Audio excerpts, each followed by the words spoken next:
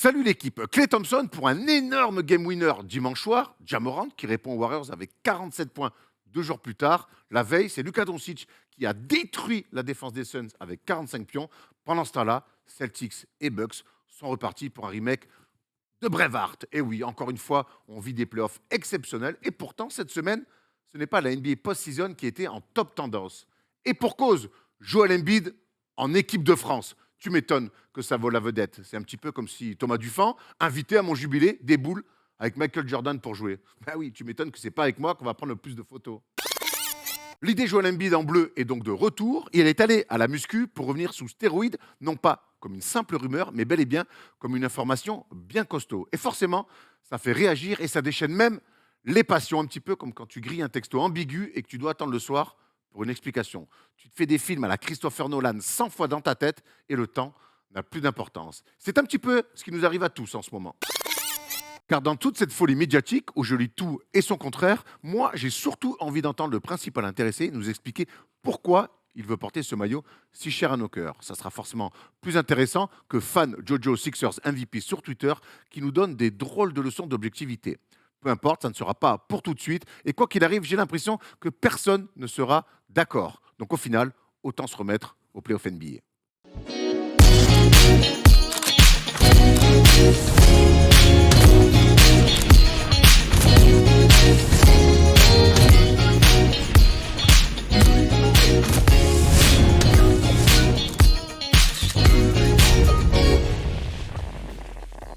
Salut l'équipe, on est jeudi et le jeudi c'est le First Day Show. C'est les demi-finales de conférence et on a augmenté d'intensité, ça se sent, ça se voit dans les matchs. Donc il va falloir les gars que sur cette émission, nous aussi on augmente l'intensité. Heureusement j'ai mon duo de Thomas avec moi et là je suis sûr que l'intensité sera à son maximum. Ça va les gars? Ça va. Au top. On est là, hein? On est là, on se régale pendant ces playoffs. C'est vrai, tu te régales un peu? Ouais, je me régale. Franchement, ça fait longtemps que j'avais pas vu du basket comme ça et ça fait du bien, enfin. C'est vrai, même tes Sixers? M'en parle pas. Excepté les Sixers. Excepté les Sixers, même tes petits Sixers. Je me souviens de ta théorie d'il y a quelques mois sur ce blockbuster trade. On va y revenir tout à l'heure parce que ça sera le débat évidemment autour des Sixers, mais surtout de notre barbu préféré, ou de moins en moins en tout cas, James Harden. Avant de se lancer, on va essayer d'aller vite un petit peu dans l'émission. On va juste vous parler de la programmation de dimanche sur MCS parce qu'il y a du très très bon basket européen, Thomas, encore. Ouais, absolument, comme tous les dimanches, hein, à retrouver la Liga Andesa juste avant les playoffs. On va retrouver Grande Canaria de Andrew Albissi qui se bat pour justement les playoffs contre Valence de Louis Laberry. Obradoiro va jouer contre le Real Madrid. Obradovic, ouais. Il y a l'Olympia Milano qui va jouer, la Virtus Bologne qui va en finale de l'Eurocup qui sera aussi au programme. Et voilà les amis, avec, je rappelle, la qualification de la Virtus Bologne pour la finale de l'Eurocup à retrouver la semaine prochaine contre Bursaspor. C'est évidemment sur M16 Basket, ce sera mercredi soir, commenté par Thomas Laroukis. Et Sacha, ouais. Et Sacha, Alix, absolument. Petite finale d'Eurocup, mon coquin. Ah, c'est cool, hein, on va avoir droit à un gros match entre ces deux belles équipes que j'ai déjà eu la chance de commenter. Virtus hier impressionnant dans la victoire à Valence. Hein, si vous n'avez pas vu le match et que vous êtes abonné à MCS, allez voir la rencontre. C'est une leçon de basket collective de la part de la Virtus. On va rester un petit peu sur l'Europe parce que hier on était tous aussi, moi j'y avais qu'un œil parce que je commentais la Virtus Valence, mais on avait tous nos regards aussi sur ce match fou à l'Olympiakos entre la Roca Team Monaco et donc l'Olympiakos. C'est pas passé loin. Mais on a envie de dire bravo quand même à Monaco. Absolument, c'était un match extraordinaire. C'était le match. On a vécu une grande soirée européenne hier soir. Voilà ce qu'on peut dire entre le foot et le basket. Mais c'est vrai que ce match-là entre Monaco et l'Olympiakos, dans une ambiance extraordinaire niveau de jeu, mais franchement. Putain, c'est ça l'Euroleague, hein. C'est le meilleur, c'est le gratin européen, on le dit très souvent. Bah voilà, ça a donné un incroyable match. Monaco était pas si loin que ça. Finalement, ils se sont offerts à Money Time après avoir mené de plus de 10 points en première mi-temps. Écoute, hein, le parcours a été juste incroyable pour une première saison en Euroleague. Bravo à Monaco. C'est exceptionnel l'Euroleague. Hein. Les ambiances comme ça. L'ambiance, elle est incroyable. Ça donne des frissons. Ce peuple comme ça qui saute tout en rouge debout tout le match, qui chante. Et puis Monaco, exceptionnel honnêtement. Aller sur un match 5 comme une équipe historique comme Olympiakos et les jouer les yeux dans les yeux jusqu'à la fin. Voilà, ils auraient pu l'emporter. Ils n'étaient pas loin. Et malheureusement, Ils échouent de rien, donc encore bravo à eux et on espère qu'ils vont revenir encore plus fort la saison prochaine. Tu as raison, équipe rookie en Euroleague, on le rappelle, pendant fait. qu'on vole ces images à notre ami Yann Onona de l'équipe. On rappelle que le match à ce moment-là n'est pas terminé. Le match n'est pas terminé. Ils ont fait péter bombe agricole, fumée dans une salle fermée et envahissement de terrain. Non, les Grecs savent faire la fête et KD a l'air de s'être régalé de cette ambiance. C'est les excès, Bien mais sûr. c'est les excès qu'on aime, il n'y a pas eu de... Il n'y a pas de débordement, il n'y a pas de... Voilà, bon un bon enfant, voilà, c'est juste un truc de ouf, quoi. Et l'information de la soirée, donc, c'est que Quincy ici est le jumeau de Kevin Durant. Voilà. Tout à fait. Incroyable, Tout à fait. improbable. Tout à fait. Voilà, on a fait le tour un petit peu sur le basket européen. On va se plonger dans le programme du coup de cette émission. Et on va aller comme d'habitude faire un focus à l'Ouest cette semaine. On va commencer par nos amis de l'Ouest où c'est très chaud entre les Suns et les Mavs et surtout les Grizzlies et les Warriors. Les Suns eux mènent déjà 2-0 face à un Luka Doncic monstrueux. On fera un débat, on vous l'a dit, autour de James Harden. On vous a posé une question hier sur Twitter. James Harden est-il l'ombre de lui-même? Honnêtement, on est un petit peu inquiet quand on voit ce qui se passe sur ces playoffs autour de James Harden. Il n'est pas mauvais, mais on attend forcément plus d'un ancien MVP. On va essayer de creuser, de savoir ce qui se passe. Est-ce que son rôle est maîtrisé? Est-ce qu'il finalement il a encore les jambes? Il y a beaucoup de questions autour du barbu à se poser. On fera après l'Est, après l'Ouest. L'Est, évidemment, on ira sur cette série de guerre de tranchées, cette série que Thomas aime à définir, cette série d'intensité. Et c'est vrai que quand on voit le match 1 et le match 2, certes, les plus adroits gagnent, mais surtout ceux qui mettent le plus d'intensité. Ça va être très intéressant de se projeter sur les 2 prochains matchs, parce que la série se déplace à Milwaukee. Et on finira comme d'habitude avec une petite news exceptionnelle. On a 2 petits trucs à vous dire. Et on ira sur le quiz de Thomas, ou où Thomas brille en ce moment sur les quiz. Ah ouais, j'ai gagné. Ah ben la semaine dernière, non? En tout cas, lundi, t'as été très bon. Lundi, lundi, il a été bon. Lundi, t'as été très bon. Je reste sur le dernier lundi. Et Olivier Sorlin. Tu vois, et Olivier Sorlin. Voilà, bravo. Ça n'a rien à voir, a priori. Tom Chambers, Olivier Sorlin, chapeau l'artiste. Bravo. J'ai eu du mal à dormir. Tout à fait. Même si Nico Batum nous a eu quand même sur Stacy Ogman. C'est mon UNLV. Plastic Man. Allez, il est temps qu'on parle de NBA. Allez, hop, dans la conférence Ouest, direct.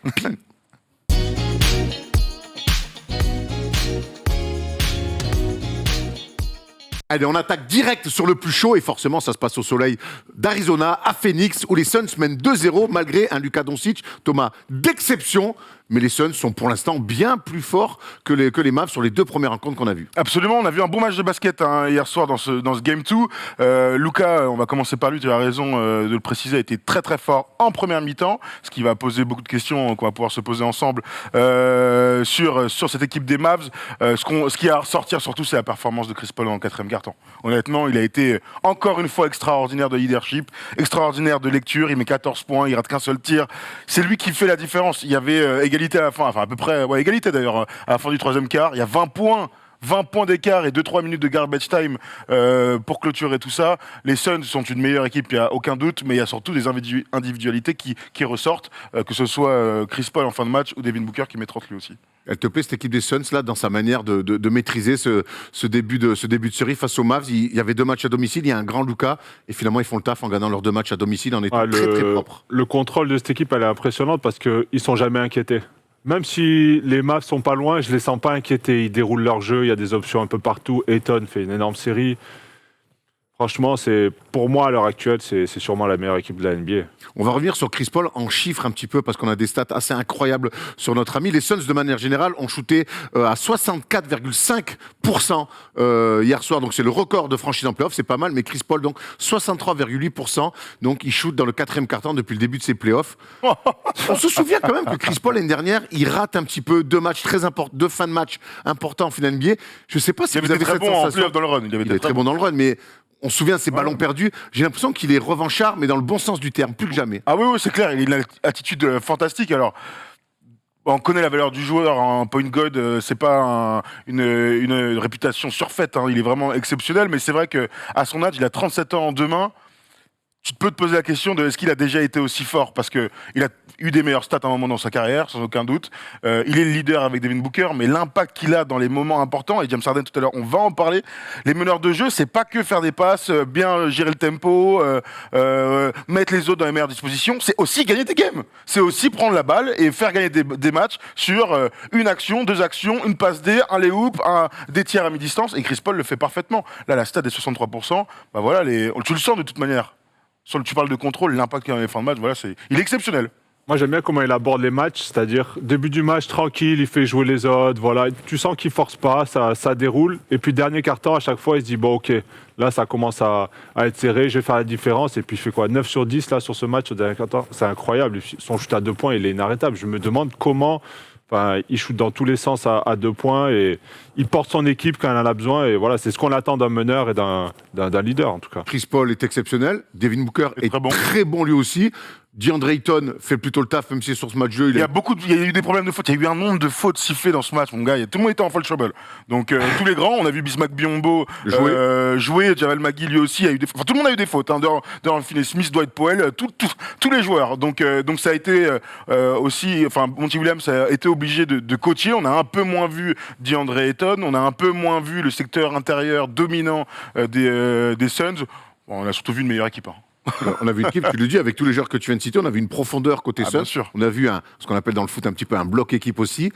Par contre, côté Mavs, on voit surtout Luka Doncic qui est exceptionnel. Et j'ai envie de te poser la question, Thomas, la rookies, est-ce qu'on le voit pas un peu trop? Est-ce que ce jeu, alors il met 45, il met 35, il est fantastique, il met des tirs, il nous régale. Mais ce jeu finalement des Mavs par rapport à cette équipe des Suns, est-ce qu'il n'est pas un petit peu trop stéréotypé? D'un côté, je suis d'accord avec toi parce que il a tout le temps la balle, on le sait, voilà, il veut créer du jeu. Et d'un autre côté, je me dis, ok, mais à qui tu laisses la balle? Il y a Brunson qui est capable de se créer des shoots, mais on voit que les deux en même temps sur le terrain, ça fait un peu doublon. Alors pourquoi pas peut-être le remettre en sortie de banc et laisser Dinwiddie dans le 5, c'est une option. Après, oui, clairement, le jeu il est basé sur la création de Doncic et si ça met pas à 3 points autour, bah, c'est compliqué en fait. Il faut quasiment faire le match parfait pour eux, mettre ses 3 points, être solide en défense.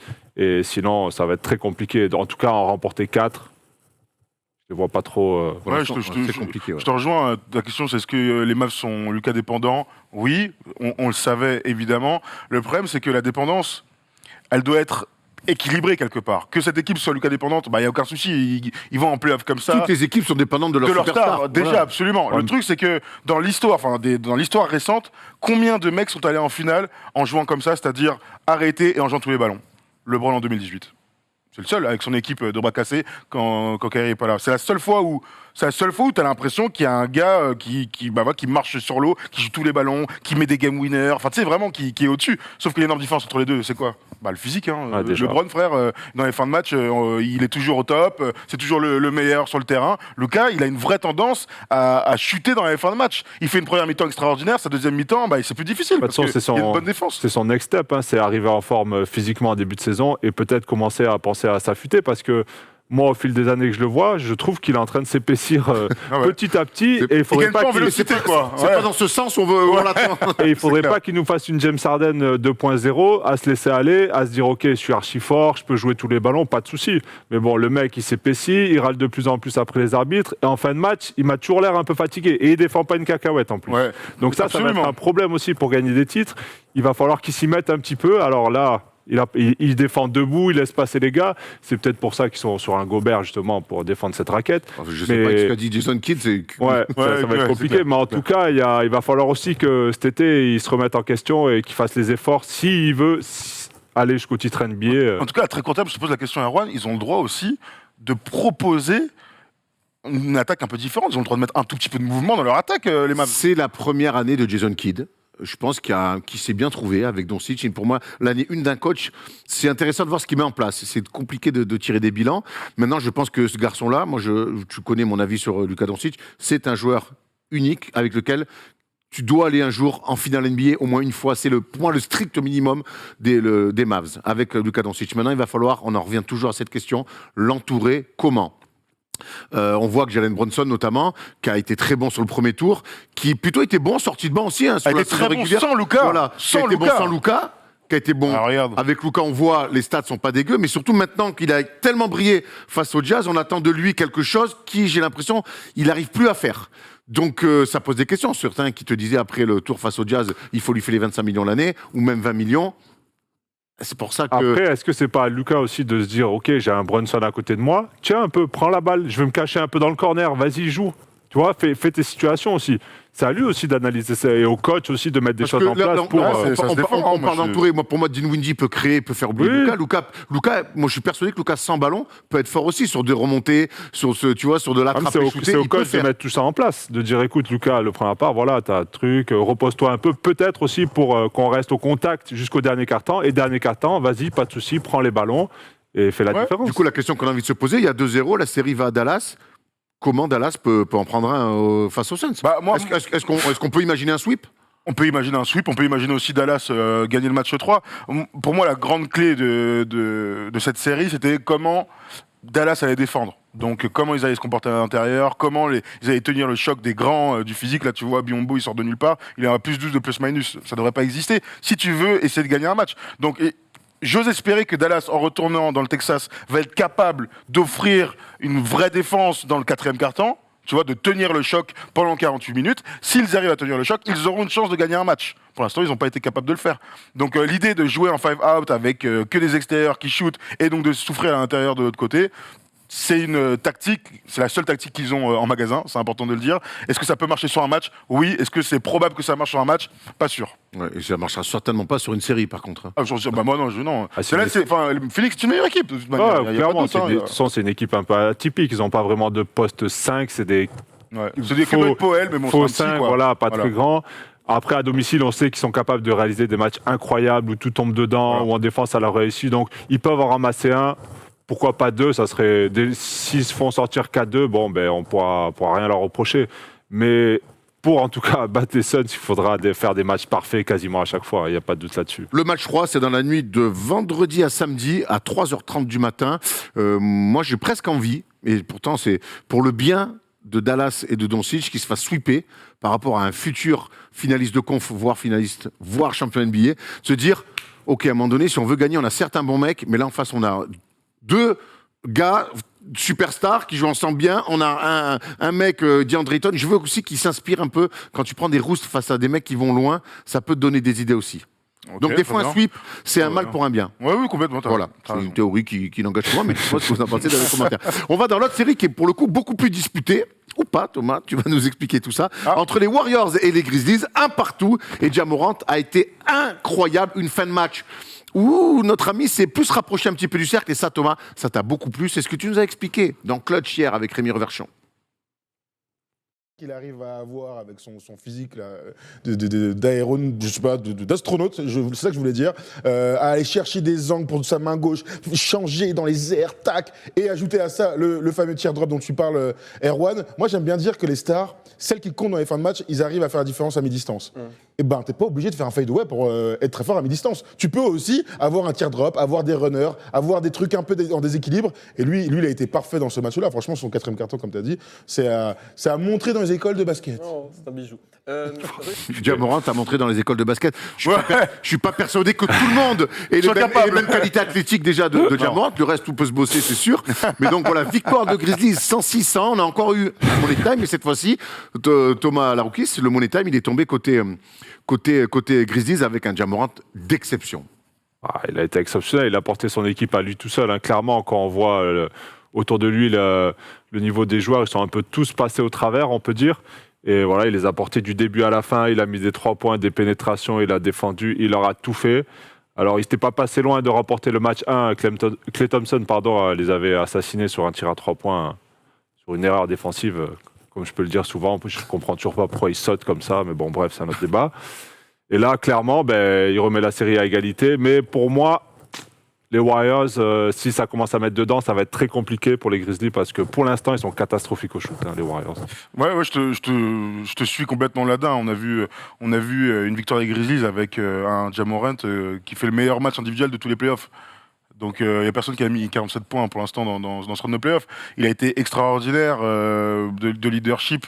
À un moment donné, moi j'étais sûr que les Warriors avaient gagné. Hein. Ils sont à plus 5, avec plus 4, plus 6. Puis ils renversent complètement la vapeur sur des trucs d'agressivité pure et simple, sur des angles trouvés sur les lay-ups, sur une défense aussi approximative des Warriors et de Jordan Poole. Mais ils ont perdu contre un gars qui fait un match entre guillemets all-time. Maintenant, ce que je retiens moi de ces 2 premiers matchs, c'est que c'est disputé. Oui, il y a un partout, il y a 2 money time. Constat brut. L'autre constat que je peux faire, c'est que les Warriors, ils font 2 matchs Moyennasse, bon. Jordan Poole extraordinaire au premier match. Je vois Curry et Klay Thompson ne pas être très bon, être capable de mettre des gros tirs, mais faire 0 sur 2 au lancer. Je vois ce match-là, le match 2, Klay Thompson, il est dramatique, il est cata dans l'adresse. Il est cata au 1 aussi. Hein. Pardon Klay Thompson, il est cata au 1 aussi. Ce qui Ouais, sauve son match, c'est son shoot à la fin. Voilà. Exactement, mais ça sauve son match, sinon il est cata. Donc ce que je retiens, c'est qu'il y a 2 money time à l'extérieur contre l'équipe fougueuse qui envoie et tout, et les Warriors qui sont pas très bons. Draymond Green. Moribond. Ouais, moribond. Draymond Green joue pas le premier match. Il sort blessé, machin, nan. Donc ma théorie, c'est que les Warriors, en retournant dans la baie, eh bien, se remettront à un niveau d'un standing supérieur. C'est ce qu'on imagine tous. De toute façon, les Warriors allaient en finale de conférence au minimum. Donc voilà, le retour va leur faire du bien. Et donc j'imagine qu'ils ont de la marge. Juste avec un Klay Thompson correct, ça passe. Hein, le deuxième match. On a une illustration pour ça, justement. Vas-y, Tom, tu peux continuer. Mais c'est quand même assez vilain. 7 sur 38. Tu peux remettre le tableau, s'il te plaît, mon Tom. On va sur Klay Thompson, justement, parce qu'on est dessus. Et c'est vrai que moi, tu connais ma théorie sur Klay Thompson, c'est qu'on l'a vu faire des choses intéressantes depuis son retour. J'ai quand même cette sensation qu'il n'est pas revenu à 100%. Aucun doute. Et c'est vrai que les playoffs, quelque part, le montrent. Alors, il est toujours capable de mettre des gros tirs. Il s'échappera jamais à la fin. Mais déjà, défensivement, on ne retrouve plus le Klay Thompson qu'on voyait avec ces quatre-là. Ça ne veut pas dire que c'est fini. Et c'est vrai que là, on voit des stats qu'on a rarement vu chez Klay Et on Thompson. n'oublie pas le marché d'anthologie sifflé dans le match 2 aussi. Hein. Maintenant, il creuse, mais c'est vrai que Klay Thompson n'est pas revenu à 100%. Ouais, clairement, de toute façon, on l'avait Après vu. 2 ans sans jouer en même temps. Oui, voilà. Ouais, c'est normal, après l'énorme blessure qu'il a eue, voilà. Et il a toujours son bras, son poignet, on sait qu'il peut mettre dedans, mais on voit clairement qu'il est un peu en sur-régime pendant ces matchs. Il y a beaucoup d'intensité, il n'a pas les mêmes appuis, il a pas la même vivacité, et pour l'instant, pour les Warriors, c'est fatal, ça leur fait perdre. Lui, tu as raison, tu parles des Warriors, 7 sur 38, et les Warriors ont shooté donc à 18,4% à 3 points lors du match 2. C'est le pire pourcentage all-time, toutes les équipes incluses, sur 20 tentatives minimum. Voilà, on n'est pas habitué à ça. Et ils sont un partout. Et ils ont une chance de gagner le match 2, c'est dingue. La grande théorie, c'est la tienne. J'ai découvert que c'était aussi la tienne. C'est que finalement, la série, elle est serrée, mais que pour vous, les Warriors ont de la marge quand même. Ouais, ils ont de la marge sur le potentiel. Après, on peut aussi dire qu'en face, Desmond Bale passe à côté. Brooks n'était pas là. Brooks va sûrement se faire suspendre. On va y revenir. Il y a plein de choses qui pourraient dire, pour les fans des Grizzlies notamment, qu'ils ont une vraie chance. Moi, je dis pas qu'il va y avoir 4-1, c'est pas trop ma théorie. Je dis que sur le potentiel de base, je vois une équipe de Warriors qui est largement au-dessus et qui a de la marge. Et les connaissant leur expérience, on en fait des tonnes sur ça, la connaissance, l'ADN, la culture et ainsi de suite. Bah vas-y, ils vont nous montrer maintenant qu'ils ont de la marge en les démontant sur un des 2 matchs et en gagnant l'autre match à domicile. Là, on parle de Klay Thompson, mais il peut en mettre 35 au match 3. Hein. Et je ne serais pas surpris. Qu'il le fasse alors. Hein. Parce qu'on parle de mettre 35 points, on parle d'être adroit. Qu'est-ce qu'on fait défensivement sur Ja Morant? Et justement, puisqu'il y avait Gary Payton qui startait pour défendre sur Ja Morant, qui n'a pas été là justement sur cette fin de match où on a vu Ja Morant mettre 15 points dans les 5 dernières minutes. On va revenir. Après, on répondra plus tard sur cette réponse de comment elle de réduire un petit peu l'impact de Ja Morant. On va revenir sur cette faute, attentat, appelez ça comme vous voulez, de Dillon Brooks sur Gary Payton. Elle est terrible. Elle est catastrophique. Elle est vilaine à voir et les conséquences sont terribles pour Gary Payton.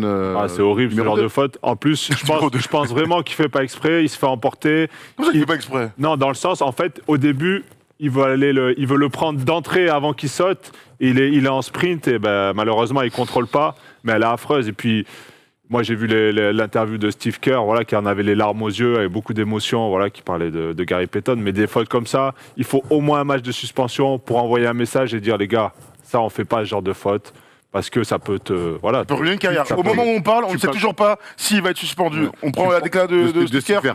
Non, ce n'était pas physique, c'était sale. Il a enfreint le code. Il y a un code que les joueurs suivent. Tu ne dois jamais mettre en péril la saison ou la carrière d'un joueur en le matraquant à la tête alors qu'il est en l'air. Et pour moi, tu dis code, toi. Code. Ok. Non, je dis à l'américaine. Il a enfreint le code. Non, t'as dit le code, c'est pour ça. Parce que je suis un peu bilingue maintenant. Je comprends. Je connais mes ambitions pour la suite de ma carrière. J'aime cette histoire de code parce qu'on a tous connu, à peu importe les niveaux, ça et moi, le premier, vous savez, je m'en cache pas, j'aime quand ça joue dur. Le problème, c'est qu'il tu peux mettre des coups au basket, tu as tout le corps, la tête. Pour moi, tu dois pas toucher. Alors, je te rejoins, il y a une énorme maladresse de la part du Brooks, mais à un moment donné, on peut pas tout pardonner pour de la maladresse. C'est ce que je dis, il est en l'air, en l'air, de dos, et il le touche à la tête. Et il le blesse. Et Et la conséquence, c'est qu'il le blesse. surtout que c'est en contre-attaque. Encore, Ah ouais, sur ouais. une fin de shoot, tu retombes, bon, tu prends un coup à la tête. Draymond Green avec Brandon Voilà, Clark. Elle est voilà. déjà dramatique avec Qatar. Elle est affreuse, Voilà, au pire, il est ok. expulsé. Mais c'est un niveau au-dessus, ça, là. Mais là, ça- sur une course en sprint, Ah lui ouais. taper la tête, mais c'est un danger incroyable. Ça aurait pu être plus qu'une fracture du coude. Vraiment, il faut vraiment qu'il soit suspendu minimum un match, quoi. Ouais, Je pense qu'il ne le sera franchement. pas plus que ça. Non, Je mais pense qu'il va- un il va- match déjà. Oui. En plus, tu vois sa réaction tout de suite que même Il le lui, il sait, fait ouais, waouh, mais- il a fait une Ah, dinguerie. il dit, je l'ai massacré. Voilà, tout le monde dit d'ailleurs, ce qui ressort, c'est que personne n'est habitué à ce genre de choses de la part de Dylan Brooks. Donc ça peut jouer. Non, pour c'est une son cas, pour maladresse, pas trop malheureusement, prendre, tu vois. c'est Il a pas une maladresse. réputation de Ah. dirty guy. Maintenant, voilà, il a pété les plombs, le gars. Il y a un moment donné, pendant une seconde, ça peut arriver malheureusement. On est tôt dans la à tout le rencontre, monde. en plus, On est- hein. c'est On est pas troisième sur le minute. fin de match où t'es cramé. Troisième Ouais. minute. Et les conséquences sont dramatiques. Parce que donc, Gary Payton, tu as commencé à en parler, un joueur que tout le monde apprécie au sein des Warriors, qui a enfin trouvé sa place, un vrai rôle. On adore ce qu'il a apporté cette saison, physiquement, défensivement à cette équipe. C'est sorti hier, donc il est absent 3 à 5 semaines pour une fracture du coude. C'est quand même une sacrée blessure. Donc voilà, hier, Rémi Réverchon, dans Clutch, dont on parlait tout à l'heure, eh bien, se posait la question, est-ce qu'on ne pourrait pas associer la blessure d'un joueur à la suspension Le temps du mec, d'absence. le temps Le temps d'absence, d'absence. ouais. Qu'est-ce que t'en dis, toi? C'est intéressant d'avoir ton avis. Ouais, on avait déjà évoqué ce sujet, mais c'est compliqué quand même parce que c'est dur. Hein. C'est compliqué, T'imagines, hein. là, ça veut dire tu. Un mec fait les croisés, ça veut dire que c'était C'est 6 mois, quoi. 6 mois. Ouais, ou une saison entière, quoi. Non, c'est pas jouable, c'est impossible. Après, c'est sûr que c'est cruel en fait parce que Dylan Brooks, à l'arrivée, il va rater un match et l'autre, il a ses playoffs flingués. Et alors que c'est Gary Payton la victime à l'arrivée. Et voilà, ben c'est comme ça, c'est le sport, malheureusement, ça arrive. C'est souvent. les côtés un Tout à peu fait. sombres, un petit peu du sport de On haut n'avait pas de niveau. Grayson Allen sur Caruso cette saison, Voilà, par exemple, comme exemple. qu'il l'avait massacré, qu'il avait bien massacré d'ailleurs, Ouais, ouais. qui lui avait continué à jouer d'ailleurs et que Qui était revenu. Ouais, qui était revenu. Voilà, la suite de la série. Donc vous voyez quoi, vous, un petit peu on retourne à Auckland, enfin on va à Auckland. Non, à San Francisco, ils ont À déménagé. San Francisco, ils ont déménagé, mais j'aimais bien Auckland. Moi, pour en revenir défensivement, ben, moi, je tenterais le coup un peu Kuminga. Bon, après, c'est un joueur que j'adore, je vais pas me cacher, je suis assez fan. Je trouve Un peu jeune qu'il- encore quand même pour ses. Et alors, pourquoi T'as pas envie de responsabiliser il faut bien démarrer à un moment ou à un autre. Hein. Non, ouais, Et je pense Tu qu'il a tu quand le même. mets dans le sac? C'est quoi? Pourquoi enfin, pas ok. moi, je le vois quand même sur le Là, terrain, on je le est vois pour en contrôle, je le vois pas paniquer. Il met des énormes pétards, il amène de l'énergie, Ouais, c'est il vrai. va au rebond, il défend, il est capable de mettre des paniers. Honnêtement, moi, il peut switcher sur beaucoup. Voilà, il peut switcher sur tous les postes. Et il dégage une sérénité quand même, je trouve, pour un jeune joueur. J'aime beaucoup. Toi, Tom, t'aimes beaucoup Kuminga. Ouais, tu c'est mon ferais gars ça sûr. aussi. Non, je le mettrais pas dans le 5. En fait, il y a deux trucs. Il y a ce que j'aimerais qu'il fasse et ce que je pense que Steve Kerr va faire. Moi, ce que je ferais, c'est mettre un autre défenseur. Ça peut être Toscano Anderson. Mettre un défenseur, accepter, enfin, assumer plutôt le fait de mettre Jordan Poole sur le banc ou remettre Kevin Looney Pour toi, dans le Toscano, cinq ça défend mieux que Kuminga. Non, je dis juste que, en fait, la différence, c'est que Kuminga, c'est un poste 3-4 qui font jouer vachement intérieur, pas du tout externe. Tu vois, parfois même, il va jouer en petit 5. Je mettrais un vrai ailier, arrière ailier sur le terrain pour défendre.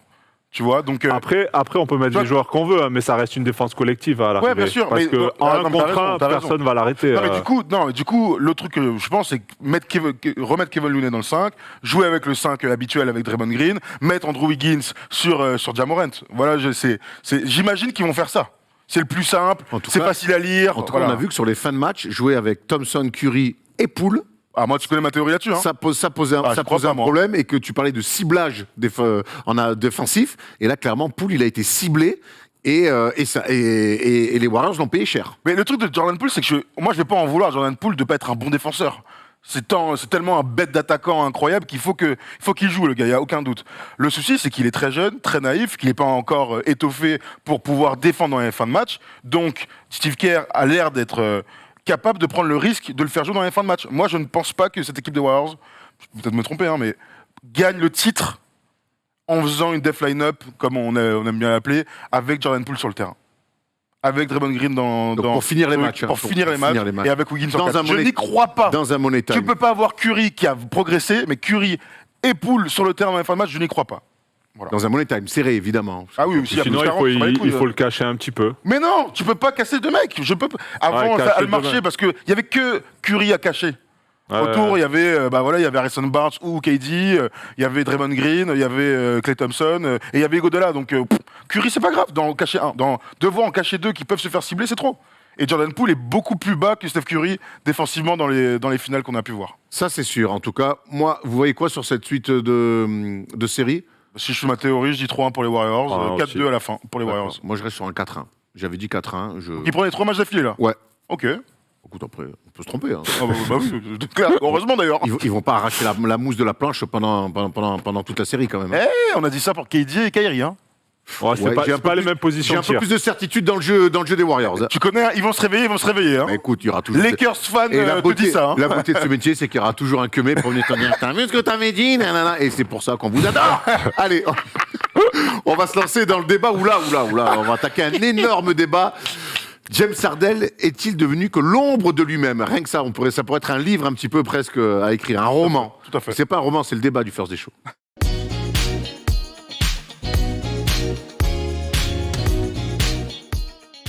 Les Sixers sont menés 2-0 par une solide équipe du Miami Heat. On a du mal à leur en vouloir, hein, tant l'absence de Joel Embiid est compliquée. Nouvelle défaite donc 119-103 avec un Bam Adebayo rayonnant sur ce début de série. Un Tyrese Maxey, j'ai presque envie de dire qu'il nous surprend encore, qui est exceptionnel, Ouais, vraiment. grave. Le meilleur joueur de cette équipe. Et justement, si Tyrese Maxey est le meilleur joueur de cette équipe, c'est que James Harden nous interroge par ses performances. Ses stats ne sont pas mauvaises. Non. Mais on attend forcément plus d'un MVP 2018, d'un ancien meilleur scoreur de la Ligue. Quel regard vous avez sur ce début de play-off de James Harden, messieurs? Moi, perso, catastrophique. Hein. Je vais aller directement. On dirait un vétéran qui joue. On dirait qu'il a environ 40-42 ans. Il joue en marchant. Bon, ça, on le savait déjà. Il met aucune intensité. C'est pas un leader. On le voit pas parler. Il n'a pas d'émotion, rien. Enfin, pour moi, c'est la troisième option de l'équipe. Hein. Il y a Maxey, Harris et lui. Donc, J'étais pas content du trade à l'époque, mais le seul truc dont j'étais content, c'est qu'on récupérait un joueur qui allait être sur le terrain contre un qui jouait pas du tout. C'était la seule bonne nouvelle, mais sinon, j'ai jamais été emballé par ce trade. Et la preuve en est aujourd'hui, c'est catastrophique. C'est vrai que tout ce que tu disais au mois de février, malheureusement, se confirme. Le problème de James Harden en ce moment, et tu as raison de souligner son attitude, c'est qu'il dégage rien, il dégage pas quelque chose qu'on attend de lui. T'as raison de dire que les stats elles sont pas mauvaises. Moi je trouve que les stats elles sont plus que correctes. On peut pas lui tomber dessus sur les stats brutes. Le problème, c'est qu'on regarde les matchs et que frérot, c'est clairement pas le meilleur joueur sur le terrain. Il y a aucun doute, c'est pas le meilleur joueur de son équipe. Ça commence à faire beaucoup. C'est le 6e meilleur scoreur de la série. Et quand Joel Embiid va revenir, il va te passer 7e, j'imagine. Le problème, c'est que dans l'absence de Joel Embiid, tu regardes autour de toi, tu te dis, bon, frérot, c'est toi qui as le contrat max, t'as été un MVP, t'es une superstar. On est allé te chercher, on n'oublie pas hein, que Daryl Morey, c'est son meilleur ami et qu'il le voulait à tout prix, qu'ils sont allés le chercher. Et que ce qu'il dégage, tu vois, dans son attitude, dans sa nonchalance, dans des choses qu'on a déjà vues à Houston, malheureusement, hein, qu'on avait déjà vues, putain, il n'y a aucun impact, quoi. Tu me parles de stats. Il n'a stats. aucun impact. Ok. Premier tour, pas de souci, il y a Embiid à côté. Ouais. Donc ses stats, elles restent correctes. Mais quand Embiid y part, tu dois avoir supplémentable. Là, il doit step up et se dire, ok, là, c'est mon équipe, je vais jouer les ballons, je vais mettre les gars en valeur, je vais mettre de la voix, je vais les encourager. Je vois rien de tout ça. C'est pas du tout un leader. Il y a un mot qui est très à la mode et qu'il n'a pas du tout, c'est la résilience. Il n'y a aucune résilience. C'est James Harden. Moi, on ne peut pas jouer au Real Madrid, quoi. Avec Benzema en pointe. Mais j'ai l'impression qu'en fait, il accepte son sort, il accepte d'être moins en canne, il accepte d'être moins saignant, il accepte que là, enfin, ils sont plus forts. Bon, par contre, alors il le dit pas, mais dans l'attitude, c'est exactement ce qu'il en ressort. Tu parlais qu'on ne pouvait pas lui tomber dessus sur les stats bruts. T'as pas tort, je suis assez d'accord avec toi. Il y a quand même des chiffres qui nous interrogent. C'est le 12e match de suite en play-off à moins de 25 points. Alors on se souvient que cette série, elle avait commencé où il avait joué sur blessé à 40% avec les Nets. Mais il n'empêche, James Harden. Souvenez-vous, messieurs, de qui est James Harden? Ce mois de décembre, je sais plus, 2017, où il tourne quasiment à 50 points par match. Cet attaquant exceptionnel où on se pose la question, est-ce que c'est pas le meilleur joueur d'un contre un de tous les temps? Mais il faisait des choses incroyables. Et ce mec-là, aujourd'hui, ça fait 12 matchs de play-off qu'il n'a pas passé une fois la barre des 25 points. Alors oui, il a fait des 24 et 12, certes, mais James Harden, qui ne met pas au moins 25 points ou plus... Quand il n'y a pas Embiid. Quand il n'y a pas Embiid. C'est ça le truc. Est-ce que là, on n'a pas un début déjà de réponse, de se dire, il y a un souci? Après, il ne faut pas se poser 1000 questions non plus. Hein. Il n'est pas en forme, tout simplement. Ouais, il n'a pas son physique habituel. On le voit, il est un peu trop épais déjà. On voit qu'il se laisse aller, en fait, parce que, après, moi, je t'en ai souvent parlé, hein, ils ont créé un monstre en lui sifflant toutes ses fautes à l'époque, là où il a cartonné à 36 points. Il s'est dit, attends, mais c'est facile le basket. J'ai juste à passer un peu, lever la tête, j'ai relancé. Et petit à petit, il a commencé à dégringoler, sauf que là, il a plus ses cannes, il a plus tous les coups de sifflet. Et voilà les stats qu'il produit. Thomas, il a 32 ans. C'était encore dans ton prime à 32 ans. Sur le papier, oui. Le problème, c'est que comme un joueur brésilien de renom, à 30 ans, en fait, tu commences ton déclin parce que tu prends pas soin de ton corps. Le début de l'inimitié avec KD, c'est qu'il est arrivé au training camp dans un état dramatique. Alors, tu peux l'excuser pour le Shaq, parce que 3 mois plus tard, il est à 40 points par match en playoff. Donc, tu peux t'asseoir sur 2-3 trucs, encore que Kobe avait pas réussi à l'époque. Le problème, c'est que c'est un joueur, mine de rien, on l'a vu jouer, Erwan. C'est un joueur qui se base énormément sur son explosivité et sa technique dans un deuxième temps. Quand il se met comme ça, on croit que c'est simple. Mais gros, quand il part d'un coup, personne ne pouvait l'arrêter. On avait eu la chance de le voir au Staples Center. Il m'avait bluffé. Il avait mis 35. Il avait fait, mais tu sais, tu fais, mais en fait, il fait tout le temps la même chose, mais tu ne peux pas l'arrêter. Il le refait, ça encore, tu vois, dans le match. Tu le vois cadrer son mec, faire son step back, aller à gauche et tout. Sauf que ça ne passe plus parce qu'il est connu, d'accord, mais parce qu'il a perdu son explosivité. Je trouve que le contraste avec Tyrese Maxey sur l'impression visuelle et l'explosivité, la vélocité des deux, elle est incroyable. Il y a un gars qui a perdu sa vitesse d'exécution pure, sa confiance, et l'autre qui est un feu follet, c'est-à-dire qui est tout le temps en contre-attaque, tant il va plus vite que tout le monde. Donc du coup, t'es à contre-courant de tout. Ça ne veut pas dire que ça devient un joueur sur lequel il faut faire une croix. Je pense qu'il y a une évolution à avoir de James Harden, mais il faut qu'il l'accepte et il faut quand même, comme Chris Paul, qu'il soit capable de faire la différence. Moi, ça ne me dérange pas que ce soit à 20 et 10. Si tu mets comme Chris Paul tes 10 derniers paniers dans les 5 dernières minutes. Chris Paul, quand il avait un 10, c'est vrai que personne ne lui tombe dessus. Mais non, parce qu'il clôt des games. James Harden, dans les fins de match, bon, ça c'est un peu habituel, il n'arrive pas à avoir l'impact. Il crée du jeu, c'est un leader, ça n'a rien à voir, les deux profils ont rien à voir. Jusqu'à, tu vois... Moi, j'avais l'impression quand même que quand il arrive aux Sixers, vous vous souvenez, le premier truc que j'ai dit quand il arrive aux Sixers, je dis...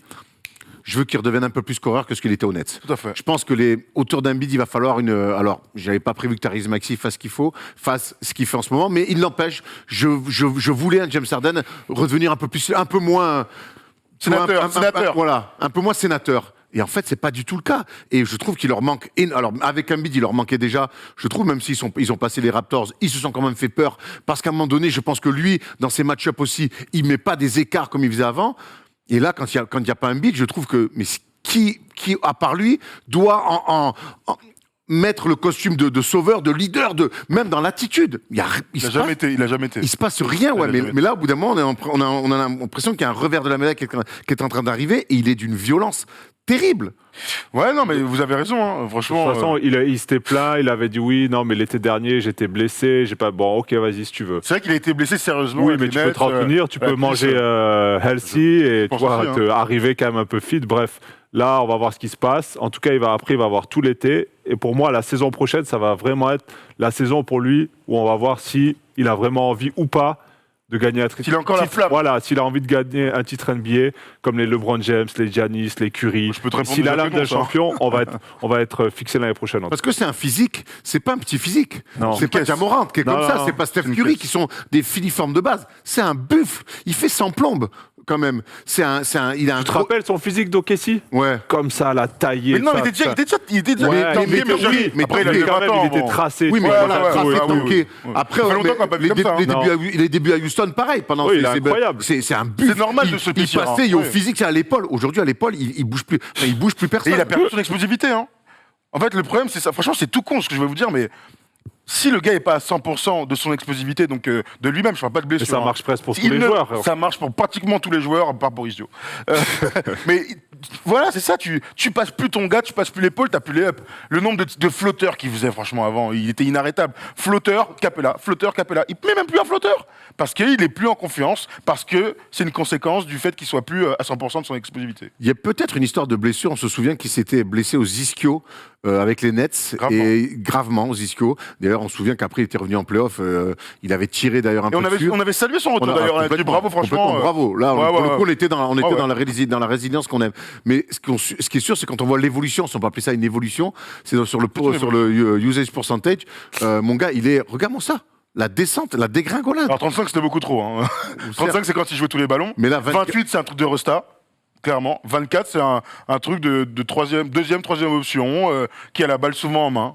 Voilà. Il y a aussi ce que tu en fais de tout ça. Avoir beaucoup la balle, ok, mais si c'est pour ne faire aucune différence. La NBA, combien de fois on le dit, c'est que tous les joueurs, Evan d'ailleurs le disait dans l'interview, tous les joueurs sont capables de faire une différence.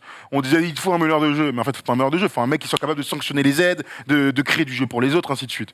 Il sera toujours capable. Parce que dans le positif, j'ai envie de vous dire aussi que c'est un joueur tellement supérieur, il est tellement fort par la passe, il est tellement fort sur pick and roll, il sera toujours capable de faire des passes, il sera toujours capable de mettre des tirs. Heureusement, il fera toujours des stats, ça, il fera toujours des statistiques. Moi, je crois que son évolution, malheureusement, il faut qu'on s'assoie sur le scoreur qu'il a été. C'est bon, c'est fini, on le verra pas.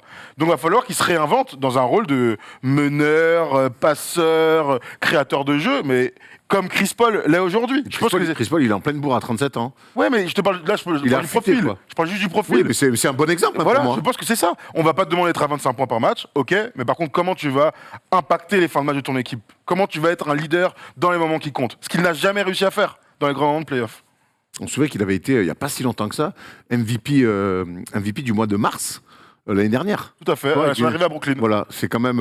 Et dans un rôle, pas de scoreur, dans un rôle en triple-double. Quasiment. Est-ce que vous avez des doutes sur revoir un James Harden, j'aime pas me dire scoreur comme il a été, j'ai du mal à y croire, mais saignant. Être capable d'avoir Moi, ce qui me tue dans les matchs que je vois là, c'est comme il est linéaire.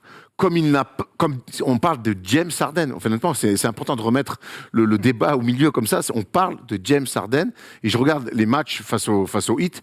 Il est ciblé, hein, il prend Tucker tout terrain. Ils sont pas fous en face. Hein. Ils savent qu'ils vont lui mettre. En plus, c'est une équipe, il y a que des mecs affûtés. Donc les Strus, les Tucker, les Butler, ils lui mettent en plus des vrais animaux sur le rable. Est-ce que ce mec-là, finalement, aujourd'hui, il faut se faire une raison pour dire que ça sera une deuxième, troisième option d'une équipe? Oui. Là, sur la série, moi, j'en attends pas grand-chose. Hein. Il va se faire cibler. L'année prochaine, j'aimerais qu'il redevienne la deuxième option derrière Embiid. Là, sur la série actuelle, voilà, il a sa forme physique. Ça va pas spécialement évoluer. Ils vont peut-être essayer de trouver un peu des solutions qui jouent un peu sans la balle, qui se cachent un peu pour le garder en forme, peut-être pour le quatrième quart-temps. Encore faut-il qu'il reste au coude à coude avec Miami. Mais là, ça me paraît compliqué. Moi, je suis pas forcément d'accord avec ça. Je pense que son évolution... Il est venu pour être la deuxième option et faire les takeovers de fin de match des gros tiers. Là, il n'y a pas un bid, il est troisième option. La chance qu'a Philadelphie, c'est qu'il y a un gars à côté qui est en train de faire des trucs qui te permettent d'imaginer qu'un jour ce soit lui la deuxième option au scoring. Je te dis pas dans son leadership. Je crois que Tyrese Maxey est en train de montrer des choses aujourd'hui, encore dans le match d'hier, que James Harden ne sera plus saignant. J'ai pas des doutes, je suis sûr qu'il ne le sera plus jamais.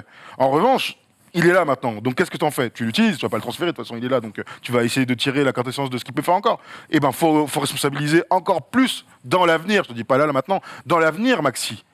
Si Philly va être champion un jour, c'est que Maxi va devenir un joueur qui voilà, il fait des trucs de ouf le gars. Moi franchement il me bluffe, hein. Je te disais tout à l'heure que tu vois tous les combos maigres là qu'on voit qui mettent des cartons, on en voit plein en NBA. Je pensais que c'était un mec comme Quickley moi. Là, ce qu'il fait en playoff, frère, il me fait plus penser à Tyler Hero lors de la bulle. Puis l'énergie qu'il donne à l'équipe. Gros, il met 34 hier contre une défense incroyable, il est trop fort. Et oui, il y a les stats, et puis il y a l'impression visuelle. C'est un gros mental, il n'a jamais peur de personne. Ça, c'est des choses qui nous parlent. Ça. Il doit avoir un cardio incroyable. Il a un cardio. Il revient, il sprint. Il n'est pas fatigué, le mec, quoi. De contre-attaque, de transit, qui joue tout seul. Il y a personne, les gens, ils n'ont même pas traversé le terrain. Quand il y a des gros plans, je regarde un peu, je me dis, attends, est-ce qu'il souffle? Il est là. Tranquille. Bien sûr. Alors si les Philly y croient, c'est vers lui qu'il faut se diriger pour le scoring autour de trucs. C'est pas sur James Harden. Donc ça va falloir quand même faire avec James Harden, tu le dis, parce qu'il y a une question évidemment contractuelle qui va se poser, parce que tonton il prend pas 3 500 € et une 309 avec un appart à Bagnolet. Un T3 meublé. T3 meublé. Voilà. Donc James Harden a activé sa player option pour 2022-2023, mais Thomas, tu nous disais, il est éligible à une extension cet été. Est-ce qu'on lui donne le max ou pas? En tout cas, une rumeur est sortie comme quoi James Harden serait disposé à ne pas prendre le max. Voilà, en tout cas, ce qu'il pourrait négocier. Ce que j'adore, c'est que si tu lui files le max, c'est que quand il aura 36 ans, tout à fait. Quand on voit dans quel état il est à 32, 60 millions. Il pourrait prendre 60 millions la saison. C'est le gros dilemme des Sixers. Pour moi, c'est un énorme dilemme. Alors, le truc, c'est qu'il y a Daryl Morey. Hein. C'est vraiment son gars sûr. Donc, moi, j'imagine qu'ils vont lui donner. Parce que la question qu'on peut se poser, c'est est-ce que si tu es Philly, tu es capable d'aller au clash? Est-ce que tu es capable de ne pas le re-signer et qu'il se barre dans un an? C'est-à-dire que tu auras fait tout ce tintamarre pour qu'il se barre dans un an? Je suis pas sûr. Pour moi, le but, c'est qu'ils se mettent d'accord. Vu la durée du contrat, ils vont se mettre dans la merde. Parce que dans 3 ans, je l'imagine cramoisi. Maintenant, on a eu des surprises. Hein. Chris Paul, on dit que c'est le pire contrat de la NBA. Et finalement, mais Chris Paul, on a pu lui reprocher des choses avec les Clippers, le choc, tout ça et tout. Moi, quand des joueurs, j'ai rarement vu des joueurs à qui on a toujours pointé du doigt le fait d'être cramé, qui en vieillissant deviennent plus cramés. Ouais, bah pour lui. Regarde, Laroukis, il a jamais été en forme de sa vie. T'inquiète pas qu'il est toujours pas en forme. Hein. Clairement, bien sûr, Non, mais inversé, quand t'es un mec qui aime l'IFE, comme James Harden, tu crois que d'un coup, le mec, il va se mettre vegan et qu'il va aller se mettre des étés de bâtard. T'as tout dit, en fait. non. C'est un état d'esprit et ça se change pas comme ça. Voilà, si t'as jamais fait l'effort pour. Chris Paul, on sait que c'est un mec qui s'entraîne à la mort. C'est un putain de compétiteur. Donc lui, il s'est dit, voilà, moi, je veux gagner, je veux ma bague, donc je vais tout mettre en œuvre. Ouais, moi, James Harden, je le prolonge à la moitié, allez. Mais et s'il dit non, tu laisses partir ça la question. Ah parce oui, que- oui. Tu tires une balle dans le pied. Et en plus, je pense que Philly, ils sont capables d'attirer. Il a raison. Hein. Ils sont capables d'attirer Avec une Maxi, star. tu l'as dit, avec l'évolution de Maxi, ça te donne pour moi, ça te donne plus d'options. Eh gros, tu t'es vu en playoff, ok, on vient de trouver un compromis, t'es pas dans le compromis, au revoir. Donc, février prochain, tu le dégages très deadline. tu juste re-signes pas. là, Ok. Intéressant, non ils vont lui proposer l'année prochaine, c'est ça? Ouais, bah, Donc- non, donc- cet été, il peut signer une prolongation. Ok, ben moi, voilà, fais ta saison et on en reparle l'année prochaine. Et on va voir dans quel état d'esprit il est Donc la vous- saison prochaine. Tu jouerais. Ouais, non, mais ça. Est-ce moi- qu'il va revenir affûté? Parce que voilà, il doit avoir des discussions en interne. Il doit leur dire, ouais, j'ai été blessé. On connaît les discussions en privé. Ouais, tu comprends, là, il y a mon truc. Mais il connaît. Il était Ouais, dans la peau du joueur. hein. J'étais blessé, j'avais mal ci, là, l'année prochaine, t'inquiète pas, je vais revenir à fond. Ok, ben vas-y, on va Vas-y. voir. Alors, Ok. fais-nous une bonne saison, montre que tu reviens affûté, et là, on reparlera de Donc contrat. vous allez au bras de fer entre guillemets avec le clan Harden. Bien Parce sûr. que moi j'aime beaucoup Il y, l'idée. a- hein. il y a une déclat de sa mamie qui est sortie sur Twitter qui est intéressante, justement sur cette situation un petit peu contractuelle. Quand les Sixers l'ont récupéré, leur information, c'était qu'ils pourraient potentiellement être prêts à prendre moins que le maximum. Évidemment, vous le savez, personne ne connaît mieux que Daryl Morey. Mais à un moment donné, leur relation à deux, de père-fils, là, il ne peut pas non plus mettre une franchise en péril. Et moi, je crois que Si, donner... si, il peut. Je crois que donner... ben, j'espère pas, je crois que donner le max à Harden, comme on l'a vu, moi, à 36 ans, prendre 60 millions l'année, c'est une Parce catastrophe. qu'en vrai là tu vois, t'as vu il y avait des 270. Je Et même l'imagine si- à 36 ans. Même s'ils font un queue de 270 millions, tu lui donnes 200 là. Gros, dans 4 ans, il sera toujours là avec un gros bid et il sera à 48 millions l'année. Tu vois ce que je veux dire? Donc la vraie question c'est est-ce que tu paries sur Harden? Et visiblement vous dites Ah non, moi, clairement je suis pas. capable C'est de un cut. trop- Ah, mais c'est pas mal, c'est trop gros intéressant, risque. c'est Moi, intéressant. tu sais que c'est un mec que j'ai adoré à OKC. J'ai adoré Moi aussi. ses premières saisons à Houston. Il m'a Moi, la régalé. même. Moi, je crois qu'aujourd'hui, si je veux pas lui donner le max, c'est pas un délit de sale gueule. C'est que je regarde ce qui se passe depuis sa dernière année à Houston et depuis son transfert aux Nuts Ouais, ouais. et aux Sixers. On rappelle quand même que ce mec-là était censé arriver chez les Sixers comme étant le chaînon manquant pour être champion. Embiid n'est pas là sur les deux premiers matchs, certes, mais regardez aujourd'hui le débat qu'on a. Il est arrivé en février, on est début mai, on se dit, oh, est-ce qu'Harden, il est cramé? Et son deuxième tour, ils sont pas éliminés les mecs. Hein. Donc, tu te rends Ouais, compte, c'est le clair, débat c'est clair. qu'on arrive à avoir, c'est Harden Ouais. est-il cramé? Et j'ai pas l'impression qu'on lui tombe dessus gratuitement. C'est une vraie question qu'on a, c'est une vraie interrogation que les médias américains se posent aussi. Le mec est censé venir pour te faire gagner. 4 mois après, tout le monde se demande s'il est cramax. Merde alors, quoi. Ça me permet en tout cas de savoir que c'est même pas- Tobias Harris a plus de résilience que James Harden. Ouais, Et ça, c'est une clairement. nouvelle, ça. hein. Clairement, et ça, faut y aller. Retour de Joel Embiid quand même, des bonnes nouvelles pour les Sixers pour le match 3. Qu'est-ce qu'on voit sur la suite de cette série? Bah, déjà, On est beaucoup impressionné quand même Ah. par le sérieux Tout à fait. du hit, même s'il manque Kyle Lowry. Alors déjà, la première chose, c'est qu'on verra moins Paul Reed et DeAndre Jordan, ce qui est une très bonne nouvelle quand même pour les Sixers, hein, ça c'est C'est sûr. bien battu, Reed. C'est Mais bien battu. bien battu, mais là, au bout d'un moment, Ouais, pour moi, c'est la limite, balle- c'est limite, mais le bon, courage et il a tout, fait ça, ce qu'il peut en tout cas. Tu vois, elle est gentille ou il est gentil. Au bout d'un moment, ça compte pas. Il est brave. Il est brave. C'est pas les couilles. Là, il faut du talent, il faut de la jugeote. il est jeune, on va Mais je lui dire. en veux même pas. Oui, Et à un oui. moment donné, Non, c'est ce que je voulais bien dire en fait, plutôt, que ouais. je lui en Mais veux pas, oui, il a donné son max. Tout à fait. C'est d'ailleurs ce qu'a dit Doc Rivers. Hein, il a Par contre, t'en veux à faut pas leur en Danny Green. vouloir. Oh, Danny Green, j'ai l'impression que je me demande quand c'est qu'il met dedans, quoi. En plus, C'était il y a 2 ans. je Il y a reste 2 toujours, ans. tu sais, quand je le vois shooter, je reste toujours sur l'image des finales avec San Antonio, Ah bah ouais, qui c'était- filoche. Donc à chaque fois Il y qu'il a 10 envoie, ans, je me dis presque, hein. yes.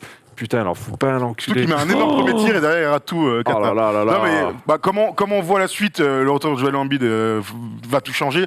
Je sais pas s'ils vont être capables de gagner un match. En tout cas, leur chance augmente de ouf parce que je le disais tout à l'heure, franchement, ils font des matchs quoi. Ils sont dans les games. Hein. Là encore une fois, ils prennent 20 points dans la deuxième mi-temps, mais gros, ils sont pas à moins 40 Certes. à la mi-temps. Moi, le match 1, quand il commence et qu'ils prennent écart d'entrée et que Doc Rivers, il fait 35 minutes de zone Zone. en demi-finale de conf Ouais, mais- NBA, NBA, je suis waouh, putain, c'est mec, le jeu. on en est là, quoi. Quand ils en sont là. Oui, donc voilà, donc ils bricolent. Oui, ils bricolent, mais ils n'ont pas leurs meilleurs joueurs. Voilà.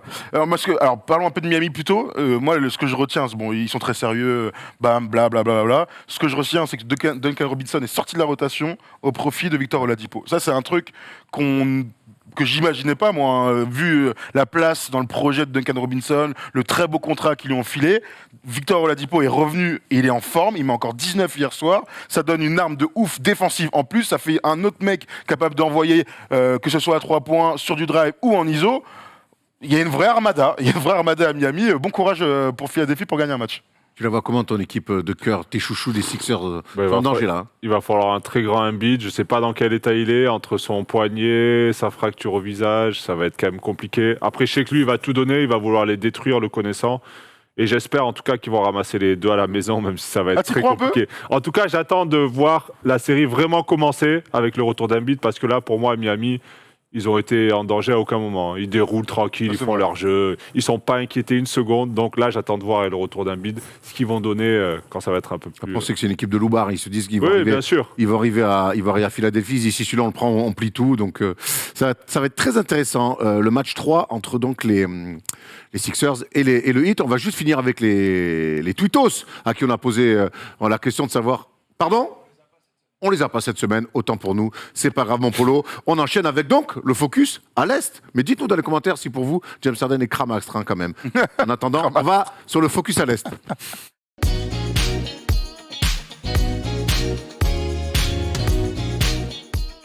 Il nous reste donc une série à traiter et une série où honnêtement, j'ai envie de mettre un casque à pointe tellement il y a une intensité, c'est une bagarre, c'est le Bellator cette série. Le fameux Bellator. Le fameux Bellator qu'on ira voir d'ailleurs demain, vendredi soir pour se régaler. Un partout, les Celtics ont répondu de la plus belle des manières avec une belle rouste contre le champion en titre, 109-86. Mais l'essentiel est fait pour les Bucks avant de rentrer à la maison, c'est d'avoir récupéré l'avantage du terrain. Tom, qu'est-ce que tu penses de cette série ? On a vu deux matchs complètement différents.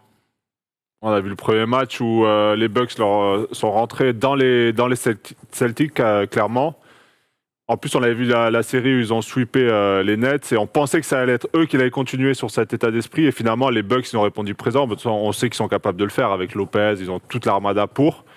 Moi, c'est plutôt le match 2 qui m'a un peu inquiété au niveau de, on va dire, Giannis. Il va vraiment falloir qu'il s'adapte, qu'il trouve des solutions parce qu'ils ont fait l'option de tout resserrer sur lui. Et vu qu'il n'y a pas Middleton, c'est OK, fais des passes aux autres, à Connaughton, à Portis. Et il va falloir vraiment qu'il trouve des solutions parce que sinon, ça va être très compliqué, je pense. Je te rejoins un peu. C'est deux matchs très différents, mais il y a quand même des similitudes dans les deux matchs, surtout sur les tactiques. Alors, avant d'aller sur les tactiques, on va parler de l'intensité. J'ai été bluffé, comme tout le monde, par le match, en plus à 21h30, non, c'est à 19h. Le match 1, par la force physique des Bucks. Mais mon gars, sur ce match-là, je pense que personne ne pouvait les battre sur la terre. Voilà, ni plus ni moins. En plus, le soir même, il y avait Grizzlies Warriors. Ouais. Je me disais, mais attends, j'imaginais là, leur small ball là, des Warriors, mais comment ils les auraient démontés. Le problème, c'est que une série, que tu gagnes d'un point ou de 30, c'est la même chose. Donc l'impression visuelle du match 1, c'est complètement inversé. Donc beaucoup de crédit aux Celtics qui ont répondu par l'intensité, sans Marcus Smart en plus, leur champ de garde numéro 1. Ils ont répondu par... ils sont mis au niveau tout simplement, et les Bucks se sont complètement effondrés. Donc c'est très difficile d'avoir une véritable lecture sur ces deux matchs. On verra sur le match 3 ce qu'il en est. Ce que je retiens quand même, c'est Jaylen Brown, dans l'intensité, dans les intentions, dans son entame de match. Il met les 25 points de première mi-temps, mais franchement, ce qu'il fait, tu sais, c'est ça le leadership. C'est les gars, on a été cata au premier match, on était en dessous de tout, on s'est fait démonter. Moi le premier, maintenant je vais vous montrer, je suis votre leader. Il nous fait un premier carton, je me suis levé carrément. Bien sûr, quand il met le cross là, gros chance Slibar. Hein. Slibar nique-le d'ailleurs, Slibar nique-le. 5 euros qui moule bien le paquet. C'est ce que nous a dit Thomas Larroquis avant. Les conseils de Thomas Larroquis.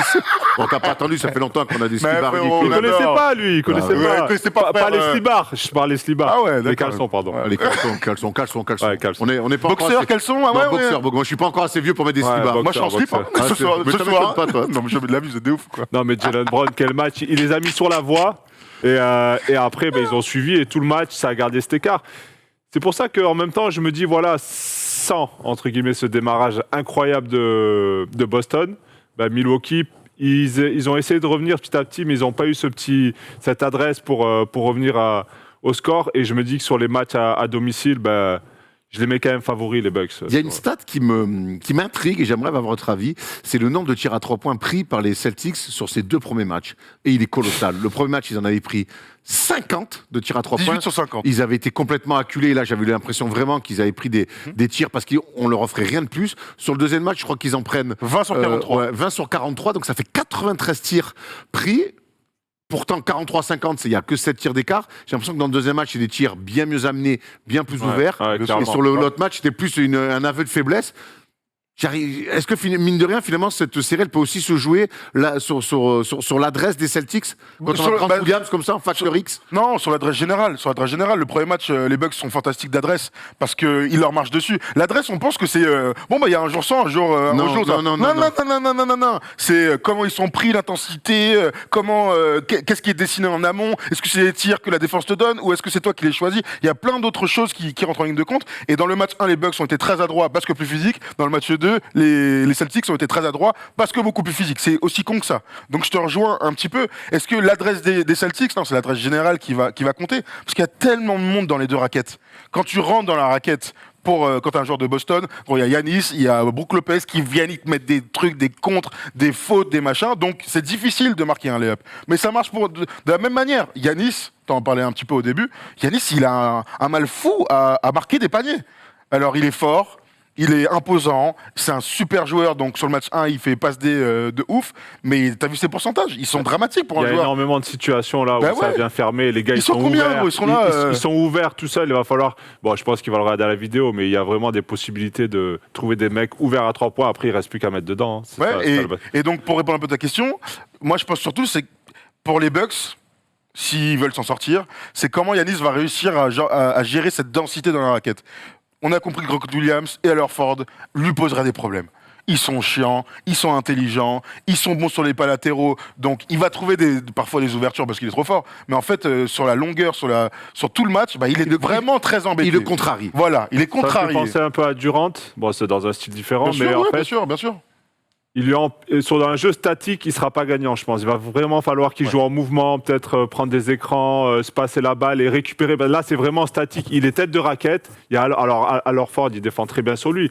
Mais pourquoi il défend très bien sur lui? Parce qu'il y a toutes les aides derrière. Et Giannis, il le voit. Donc, il sait qu'il ne peut pas faire ce qu'il veut. Et du coup, ça ferme. Et je pense qu'il va falloir jouer un peu plus en mouvement, un peu plus en transition, essayer de pousser la balle pour avoir des paniers un peu plus faciles. L'adresse extérieure, vous en parlez, c'est intéressant. On a un tableau aussi avec Tom qui va être... Pardon, je me gratte un peu le crâne chaud.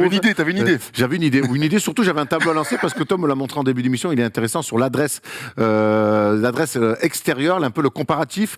Adresse extérieure, on a Grant Williams, pourquoi pas, qui lui aussi, mais c'est intéressant parce que lui, quelque part, dans l'adresse extérieure, lui aussi, quelque part, il fait basculer. Regarde, 2 sur 4 sur la ce premier match, 6 sur 9 sur le match 2. Et de manière générale, il est très adroit, le coquin qui me fait taire, en qui je ne croyais pas du tout en début de carrière, mais qui finalement a un vrai rôle des deux côtés du terrain. C'est vraiment, il y a du Anthony Mason un petit peu en lui.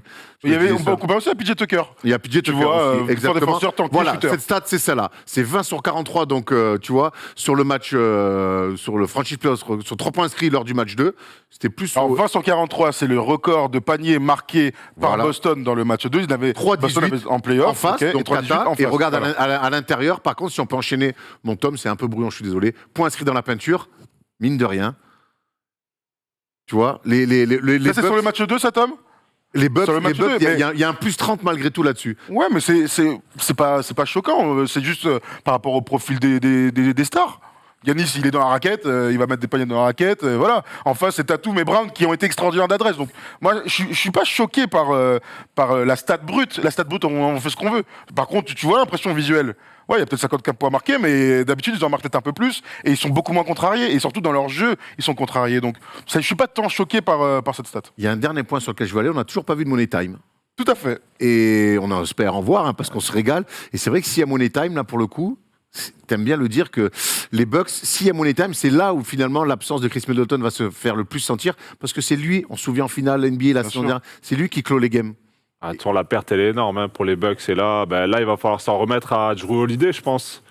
Effectivement, c'est le seul pour moi qui est capable de se créer des shoots. On l'a vu quand même au match 2, quand ils sont dans le duo, il est capable de mettre des énormes shoots.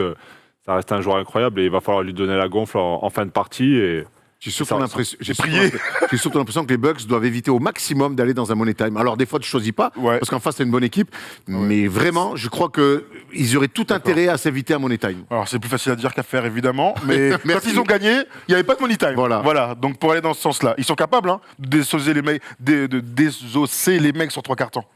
Yannis est capable. Maintenant, en face, ils sont mis à niveau. Donc, il y aura forcément un money time. On va voir si les Bucks vont être capables de s'en sortir. Et puis, on va voir. On a vu les Celtics réagir dans l'intensité. Maintenant, il faut confirmer dans l'intensité. Je crois que cette série, qui va réussir à enchaîner les matchs à très très haute intensité comme ça, parce que ça va commencer un petit peu à piquer les jambes. Et c'est tellement dur quand tu sors d'un énorme match de réitérer une performance comme ça, qui plus est à l'extérieur face au champion en titre. J'ai envie de voir cette équipe-là qui me bluffe vraiment de plus en plus, qui apprend très très vite en plus. Donc voir ces Celtics, s'ils vont être capables de maintenir sur tous les autres matchs de la série, cette intensité, ça va être passionnant en tout cas à suivre. Match 3, prono Erwan. Les Bucks à domicile. Bucks à domicile. Bucks à domicile, on est 3 Bucks à domicile. Très bien, dites-nous ce que vous en pensez. Je suis persuadé qu'on a beaucoup, on a beaucoup de fans des Celtics, beaucoup de fans des Celtics dans les commentaires, dites-nous. Et on sait que quand on se trompe sur les Celtics, vous aimez bien nous dire rien. On vous l'avait dit. Voilà, on a fait le tour sur toutes les séries de playoffs. Il n'y en avait que 4, puisqu'on est désormais en demi-finale de conférence. On ne va pas se quitter tout de suite avant d'aller sur le quiz. On a deux petites news rapidos comme ça. C'est cadeau.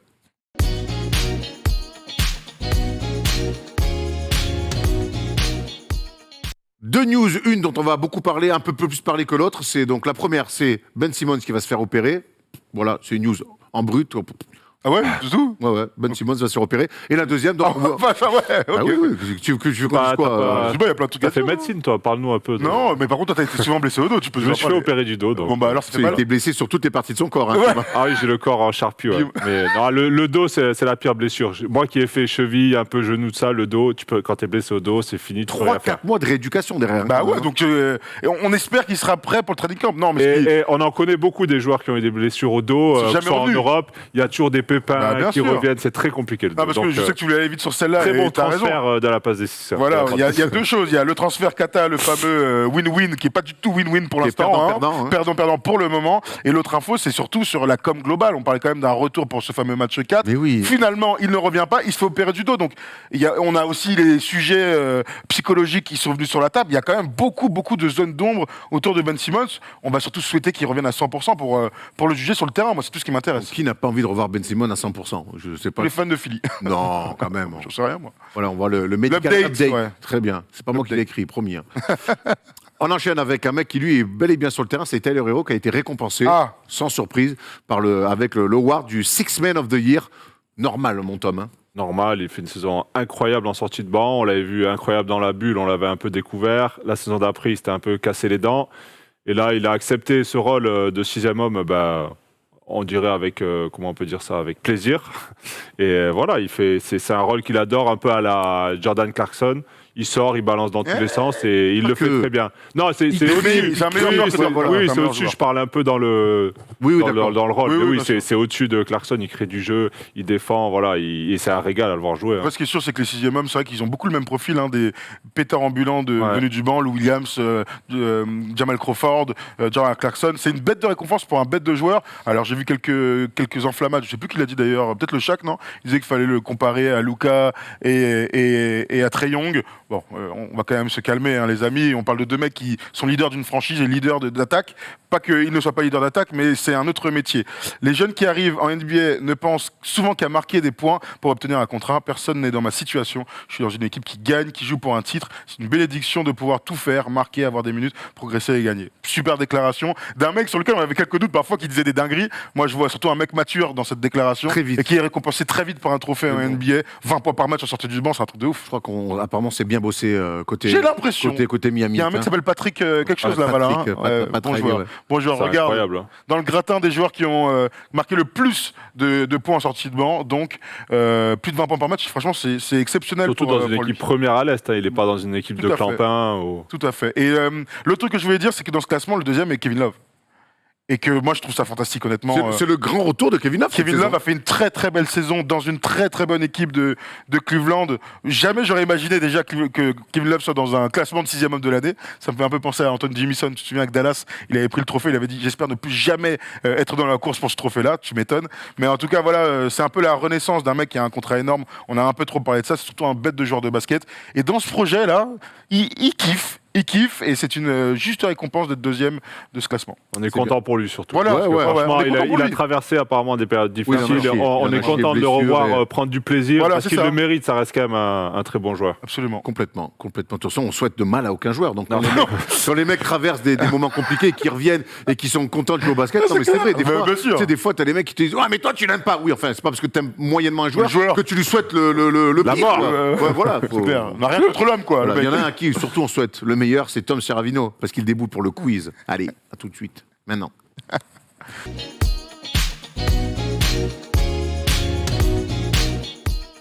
Allez, qui dit fin d'émission, dit quiz. Et j'espère qu'il va y avoir un peu d'intensité, qu'on va mettre un peu de jus dans cette fin d'émission, non, messieurs? On n'en a pas mis depuis le début C'était très bien, Ah, ben mais voilà. on a souvent tendance à s'endormir à la fin. sur les Money Time, c'est On vrai. me l'a dit, c'est un hater qui me l'a dit. Sûrement à Et cause c'est- du 6e homme qui rentre sur le terrain aussi. hein. Et on l'embrasse, hein, le Mais j'ai pas- On l'embrasse. J'ai pas assez de minutes, tu sais, j'ai les mains En tout cas, froides. T'as peut-être les mains froides, mais t'as un très beau pull. C'est vrai, et un peu le même que toi, sauf que j'ai pas de... J'allais dire une couette, mais non, c'est une capuche. Ok, Superman. Partons dans le quiz, hein. Allez, partons dans le quiz. On va faire un jeu qu'on n'a jamais fait. J'ai devant moi 5 noms de défenseurs de l'année, 5 noms de MIP et 5 noms de 6e homme de l'année. On va faire dans l'ordre. Je vais pas vous demander qui sont-ils, évidemment, mais où ils jouaient quand ils ont reçu le titre. Ah, c'est bien ça. On commence avec le plus pas simple. mal, pas c'est- mal. On commence avec le plus simple, c'est les défenseurs de l'année. Ok. Évidemment, c'est à la rapidité. Donc on doit donner des noms d'équipes. Voilà, Ok, le nom d'équipe. ok. La franchise où ils étaient quand ils ont gagné le titre. D'accord. Défenseur de l'année, Marcus Camby, Knicks. Denver. Denver. Ah ouais, n'importe C'est quoi. top. Ah, c'est ouais, toi. c'est qui- Pardon. c'est toi, Alors c'est parle un Thomas peu qui plus l'a. fort. Allez. D'accord. Tyson Chandler. Dallas. Suns. Knicks. Knicks. Knicks. Putain. Ah, Tu bravo. vois, j'avais une réponse d'avance, c'est pour ça. Dennis Rodman. Bulls. Euh, Bulls. Non, Non, Détroit. Détroit. Il a pas aux Spurs. Non, il En l'a même pas. temps, en Spurs. même temps. Détroit. Quoi En même temps, si J'ai j'ai deux, dit. moi. On verra la vidéo, c'est bon. Allez, 2-2. Ron Artest. Lakers. Rockets. Houston. Indiana. Indiana, Ah ouais, merci. Indiana, mais oui. C'est pas si simple, hein? Ouais, c'est un super jeu, j'adore. Allez, le dernier, Kevin Garnett. Boston. Boston. Boston, bravo. T'as combien, Juan 3. 2 ou 3. Ouais, Deux, trois. deux, Moi j'ai 2, moi. Et 3-2-2. 3-2-2. Ok, très bien. On enchaîne avec les C'est MIP. un super jeu, ça, Tom. Ouais, c'est pas mal. On enchaîne avec les MIP. MIP, ok. Ok. Où était Brandon Ingram? Pelicans. Pelicans, ouais. En même temps, collégial. Goran Dragic. Phoenix. Ouais, bah, vous êtes bon là, c'est bien, c'est bien. Ryan Anderson. Houston. New Orleans. Ah, New Orleans, putain. Houston ou Non. Non, New Orleans aux Pelicans. Non, avant. Ryan Avant quoi Anderson. Aux Suns. Non. Au- qui joue à les À Détroit, l'est, il était à l'est. À l'est. Orlando. Orlando. Ah, Ah oui, ouais, ça- Orlando, je suis de merde. Bah oui. Et Oh. Zach Randolph. Grizzlies. Blazers. Blazers. Blazers, bravo. Shit. Et Gilbert Arenas. Washington. Non. Orlando. Golden State. Golden State, putain, merci. Warriors. Et Comment là, ça va Warriors. Allez, on finit avec les 6e hommes. 5 noms encore pour C'est très finir. bien ce jeu, Tom. Voilà. Atlanta. Pardon. Allez, on commence avec Mac Miller. Orlando. Grizzlies. Oh putain. Gros, qu'est-ce que tu fais Il te marque la culotte. Je suis dans le match. là. Il est en overplay, le gars. Incroyable. Montrezl Harrell. Clippers. Clippers. Ah bah oui, bah On a grave. oublié qu'il était Vache. 6e homme, lui. hein. J.R. Smith. Denver. Le Knicks. Knicks. Oh. Non, c'est la Rookies qu'il a d'abord. Oh, je le dis grave. Ah, vite. ah bon, ah, pardon. vous Ouais, c'est parlez pas grave, c'est fort pas grave, aussi. non, c'est pas grave, c'est la rookie, ça. Antoine Jamison. Alors, on l'a dit tout à l'heure. Golden Warriors. Les Mavs. Mavs. Les Mavs, merci. Putain, Tout à l'heure. Et le dernier, c'est Bill Walton. le Celtics. Celtics, bravo. Bravo, Sixième Erwan. homme, putain, c'est sur Tu les remportes backdoors, brillamment ce premier quoi. Ouais, quiz. bravo, ouais, c'est un Bravo, super bravo. jeu. Alors, je peux pas le faire souvent. Là, je vous ai On dit s'est des régalé, là. gars un peu compliqués parce que sinon, il y en a des évidents. Content que tu sois venu. Hein. Eh ben, c'est On gentil. se régale. Et ben, je reviendrai si je peux, si je crampote. peux me permettre. Bon, allez, on se termine vite fait avec un qui suis-je. Oui, c'est maintenant. Et je vous attends au tournant. Je suis né le 4 octobre 1972, j'ai donc 49 ans et j'ai grandi du côté du Texas. Je fais d'ailleurs ma fac là-bas, Trop loin. à la Texas Christian University, TCU, de 90 à 95. J'aurai d'ailleurs mon maillot retiré là-bas. Ça peut partir vite. Faut dire que j'ai taffé, hein. À ma saison senior, je tourne quand même à 28 points et 14 rebonds. 28 points, 14 rebonds. Avec ces C'est stages, un meneur, donc. avec ces stages, je me présente à la draft de 95, où je serai sélectionné haut dans une ville que vous avez déjà visitée ici. Il y en a beaucoup, quoi. Sinon, c'est trop simple. J'y resterai 2 saisons de 95 à 97. Lors de ma saison rookie, je gagne ma place dans le 5 au fil de la saison et je tourne à 9 points et 6 rebonds. Mais on perd au premier tour, en play-off, face aux Bulls. Un sweep. La saison d'après sera gâchée par une vilaine blessure, qui va gâcher d'ailleurs mes 2 saisons suivantes. Je quitte ma team actuelle pour rejoindre Michael Finlay. Mais toujours blessé, je ne jouerai que 5 matchs. Il faudra donc attendre 98 pour me revoir en forme sur les parquets NBA. J'ai 26 ans et je débarque dans une grande ville des États-Unis, où je resterai 8 saisons. Mais merde, balance les noms des villes. Ralph LaFrance? Non, parce J'ai que tenté ça, je sais pas pourquoi je l'avais en tête. j'arrive dans cette grande ville après avoir été drafté par le 8 en début de carrière. Mais là, j'arrive donc dans la franchise de ma carrière, la vraie. J'y resterai 8 saisons. Ma meilleure saison est d'ailleurs en 2002-2003, où je joue tous les matchs dans le 5 pour 14 points et 8 rebonds. Ouais, vache, c'est qui? Eric d'Empire. Non. Mais mon plus beau moment arrive lorsque je jouerai les finales de 99. McDice. Non. Non, moi j'ai pensé à Luther, mais c'est pas... Attends. Attends. On est en 99, t'as dit là? Ouais, et je suis déjà passé par le 8 et les Mavs. Oh, je sais pas Mon qui plus c'est. beau moment attends, chut. arrive lors des finales 99. Je joue en moyenne 20 minutes. Kurt Thomas. Kurt Thomas, bravo. Kurt Thomas, ça part bravo. là-bas. Voilà pourquoi Bravo. je voulais pas donner les noms directs, messieurs, parce que Kurt c'était Thomas, un peu bien sûr. simple. Kurt Thomas, Et bien voilà sûr. mon meilleur moment. Je crois que arrive. c'est pas là, je dis Kurt, je dis Kurt Ah Thomas. ouais, Il a pas dit Cobain, c'est déjà pas mal. Non, Kurt Kurt Thomas. Cobain, moi je dis Kurt Cobain. Bravo. Cobain. À qui on donne la victoire alors? Ouais, Juan À moi, Mola, non. Toi, ouais. Franchement, j'avoue, celle-là, elle est un peu comme en 93, on sait pas qui l'a donné, tu vois ce que je veux dire? Ouais. Pardon On sait pas qui l'a donné. Pardon? Non noté, il y a écrit. Non, il n'y a pas bien marqué. Quoi? À jamais les premiers, il y a marqué. Non, Ce non. soir, régalez-moi à l'OM. À jamais les premiers. Frérot, je suis allé dans un jardin, j'ai trouvé des valises. Oh, ça veut rien dire ton histoire, frère. Bah, on peut pas partir en voyage. En fait. J'avais plus de place. À la banque. Allez, en tout cas, merci à Thomas. Tu nous as réglé. Ouais, merci Tom, hein, Tu bravo. nous fais mercredi prochain, finale de l'Eurocup. finale avec Énorme Sacha. affiche Superbe avec Sacha. affiche, ouais. On espère, on souhaite le meilleur. En tout cas, même j'ai été, il y a nos Ouais. Français, Isaiah Cordigné. Merci mon Tom pour le Plaisir. débat. Merci Tom. Merci Jérémy et Paul en plateau. Et JB, pas bravo. JB. JB, bien sûr. Et pas bravo, Pep Guardiola. Voilà. Pas bravo. Pas bravo du Joseph. tout. Pas bravo Joseph. du Joseph. Ouais, pas bravo, vraiment. Hein, Ouh, allez. Allez. Belle ambiance comme en Grèce, apparemment, ici. On se rend à l'Olympiakos. Ouh.